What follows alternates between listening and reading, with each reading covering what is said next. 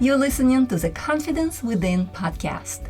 If you are a successful professional entrepreneur who is nonetheless struggling with the fear of public speaking, then you are in the right place. This podcast is all about igniting your inner confidence, learning to show up with genuine authority and brilliance, and becoming the best version of yourself. I'm your host, Victoria Lesnyansky, and welcome to my show. Hello, and welcome to another episode of the Confidence Within podcast. Today I want to talk about something that we all experience way too often. Let's talk about getting criticized. And I'm not talking about you thinking that you're getting criticized when you're speaking in front of an audience, because this is how most people feel whenever they are on stage in front of an audience, whenever they're speaking in a meeting, whenever all eyes are on them, they feel that they're being judged, that they're being criticized. Of course, most of the time, it is not true. It's just your imposter syndrome kicking in. Instead, today we're going to talk about some real-life situations where you get criticized and how to deal with unsolicited criticism. Maybe someone at work said something unkind, or a family member criticized you, or someone left a negative comment on your post, or you got attacked by a troll online. How do you deal with this? First of all, it hurts. No matter what I say, no matter how we look at it, it hurts. Especially when it feels entirely undeserved. And especially when you cannot do anything about it. And we have all experienced it, right? And the problem is, it really puts you in a bad mood. It ruins your entire day. Sometimes it ruins your entire week. You keep on thinking about it. You keep on going back to it. You keep on arguing with that person in your head. And honestly, it's just counterproductive. And the way I like to deal with criticism is by asking myself 3 very simple questions. And so here they are. Question number 1, is there truth in it? And if yes, can I learn something from it? If you can say, no, there is no truth in it, without any hesitation, you can brush it off and continue with your day. Of course, exception is in your career, where you probably still have to address it. And it seems very easy, because most of us will just say, oh, there is no truth in it. But this is where I like to dig a little deeper. I like to ask myself a test question to see how I really feel. And by the way, I did not come up with this test question myself. All the credit goes to Irina Mark, who I interviewed about imposter syndrome on my podcast in episode 18. I had my own version of this, but I really like hers a lot more. I think it will make a lot more sense, and I think it's a lot easier. So here is a question that Irene recommends asking yourself to truly, truly dig deep and see how you honestly feel about this. And this question is, am I a pink elephant? This makes no sense, right? But please stay with me. If someone asked you, are you a pink elephant? You would say no. And the way you say no is with such a conviction, because there is absolutely no doubt in your mind that you're not a pink elephant. So when you ask yourself, is there truth in this criticism that I just received? Before you quickly say no, ask yourself, am I a pink elephant? And then I want you to truly listen to how you feel when you replied no to the pink elephant question. There is absolutely no doubt anywhere in your head, in your heart, that the answer no is the true answer. And then ask yourself again, is there any truth in this criticism? And if you still say no, listen to yourself. Is your no to this question the same no without any hesitation, without any ambiguity? Is your answer no exactly the same as when you answered no to the pink elephant question? And if you truly feel that it is, then you know you are answering truthfully. And there was really no substance in the criticism. But a lot of times when you do the pink elephant test, when you try to answer no, you realize that it doesn't ring quite as true as the pink elephant answer. And you know what it means? It means that you're not being truthful with yourself. Somewhere deep inside, you do know that there was some truth to that criticism. You just don't want to admit it. Does it make sense? The pink elephant question shows you how a true no feels like. So if you discover that the answer to the question, is there any truth in it, is really a yes, then ask yourself, can I learn something from it? We're still in question one. It's kind of like a secondary question. Can I learn something from it? And this is tough, right? Because let's say your boss said something to you at work, or your client called and complained. You have to put the anger aside and ask yourself if there is some truth in this. And if the answer is yes, see what you can learn and improve from this criticism. And maybe you get back to the person and explain your side of the story. The key is not to get angry or defensive. Instead, be thoughtful. Try to understand where the other person is coming from. And sometimes you're tempted to say, no, there is no truth in it, it's just criticism. But once you calm yourself down, once you allow your anger to subside, once you test yourself with the pink elephant question, you may realize that while you might not be at fault per se, something wasn't communicated properly. And again, try to find a lesson in this.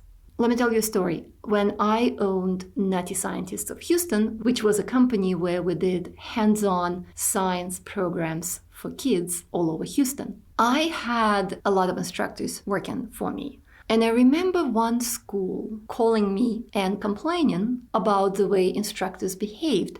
And it didn't make any sense to me because what they were talking about was some process that wasn't even explained to us, that my instructors were not complying with. We had no idea the process even existed. Nobody told us. And of course, my first reaction is try to explain myself, try to defend my instructors. But after I sat down with this for a little bit, I realized that while technically my company wasn't at fault, we can do better with learning everything there is to know about all the processes that happen after school. And that became a part of my training process. That became a part of my client engagement process. And that really helped us as a company completely eliminate those types of complaints. The point I'm making is that sometimes you're getting criticized for something that's not even your fault. But if you truly think about it, you can often find a lesson in it. Okay, you answered question number one. We're moving on to question number two. And that question focuses on who is criticizing you. And the way I like to ask this question is, would I go to this person for a life advice? Or is this a type of a person whose opinion I admire and respect? Sometimes you get all worked up because somebody criticized you. But when you ask this question, would I go to this person for a life advice? You realize you don't respect this person. Then why do you care if this person criticizes you? For example, I have a family member, and this person criticizes everyone and everything. It's just a very, very negative personality. And no matter what I do, I get something negative thrown at me. And over the years, I've just learned to brush it off. And every time this person criticizes me, I have to remind myself, this person has a very limited experience, very limited worldview, very limited mindset. And truthfully, I don't admire them, I don't respect them, and I would never, ever ask this person for an advice. And so I've learned to let this person's criticism just roll off my back. A lot of times you get criticized by people you don't even know. And then you spend days marinating in that negativity. And this is why this question is so, so important. It gives you a sense of perspective.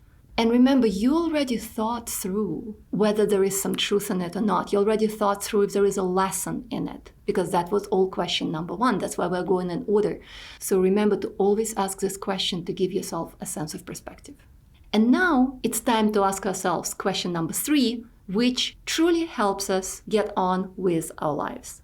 And this question is, can I find something funny in this situation? And the reason I like this question so much is because it helps us decrease the negativity that we're feeling around this situation. And I talked about how to deal with negative thoughts in episode 23. And if you've listened to it, you already know I don't like to be surrounded by negativity. I don't like marinating in negative thoughts. I'm trying to get out of it. It just makes your life so much worse. And that's why the last question I ask is, can I find something funny in this situation? Because it will help me completely erase the negativity I feel. Now, this is especially helpful with trolls. Those of you who post online, I'm sure you're familiar with trolls because there is always that one person who's going to come in and throw some garbage at you just because they feel like it.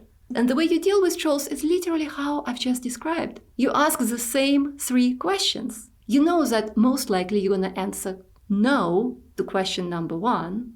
Is there any truth in it? Because most of the time trolls just throw something completely stupid at you that makes absolutely no sense. And you know most likely you're going to answer no to the second question, will I go to this person for a life advice? So when you come to question number 3, can I find something funny in this situation? If you can uncover something hilarious in this whole thing, smile about this and forget about this troll. Okay, one troll I didn't forget about only because it was super funny and I still smile when I think about it. I posted a video training on my Facebook page and someone commented, "Ha ha ha, how funny, you sound just like Gru's mom." I'm like, who's Gru's mom? First of all, I didn't even get the reference right away. Then when it dawned on me that it's Despicable Me and it was Gru's mom who has truthfully an accent very similar to mine, I'll give that troll that. I was like, oh, that is not nice. And then I had a brilliant idea. I decided to look up who actually voiced Gru's mom. And guess what? Gru's mom was voiced by none other than Julie Andrews. Yes, Julie Andrews from Mary Poppins and Sound of Music. I don't think this troll even realized that while he was trying to troll me, he actually gave me the highest compliment. He said I sounded like Julie Andrews. Thank you so much. And when I laughed about it, I didn't have any negative connotation attached to it anymore. I was able to find something really, really funny in that situation. And when you find something funny, you move on so fast. And again, remember, the whole point of this is not to dwell, is not to allow this criticism linger over you for days and days and days and color all of your emotions. The goal is to think about it and move on. And this is exactly what you can do if you follow this very simple system. Again, you only have 3 questions to ask yourself. Question number 1, is there any truth in this? And if yes, can I learn something from it? And remember to ask yourselves the test question, am I a pink elephant? And then you ask yourself question number 2, would I go to this person for a life advice? Is this a type of a person whose opinion I admire and value? And then the last 3rd question is, can I find something funny in this situation? All right, I hope this was helpful. And by the way, if you are not a subscriber to my podcast, please make sure to go and subscribe right now. And also a huge, huge ask. If you have been enjoying my podcast, can you please go to your favorite podcast platform and rate and review it? It would be so incredibly helpful for me because the more reviews a podcast has, the higher it is in search rankings. And so I would really, really appreciate if you take a couple of minutes out of your day and do this for me. Thank you so much. I hope you have a fantastic week and I'll see you soon. Bye for now.